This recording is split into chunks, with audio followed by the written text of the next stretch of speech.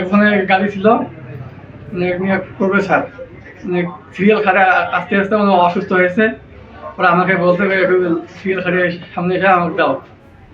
সেই সময় টিউনে এসে আমার সাড়ে কলার ধরে আমাকে মারছে।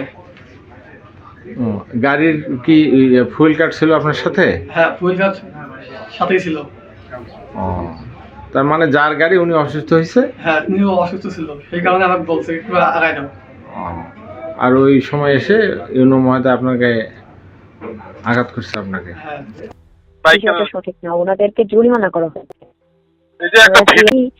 উনি ফুয়েল কার্ড ছাড়া দাঁড়ানোতে, সেটা বল, ফুয়েল কার্ড ছাড়া দাঁড়ানোতে, উনি ফুয়েল কার্ডই ছিল না, ওনার কাছে লাইসেন্স ছিল না, গাড়ির রেজিস্ট্রেশন ছিল না, এবং উনি সম্ভবত, যার কথা আপনি বোঝানো আন্ডার এজ একটা ছেলে বা এরকম কিছু দিয়েছিলাম, লাইন থেকে সরিয়ে দিয়েছিলাম।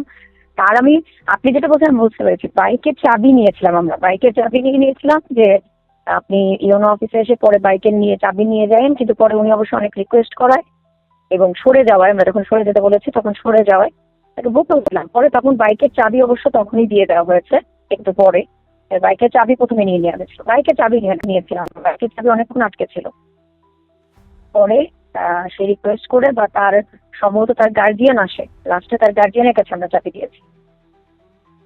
গায়ে হাত তুলতে পারি না, তখন গায়ে তুলেও নেই, কিন্তু বলছি গায়ে হাত তুলে নেই।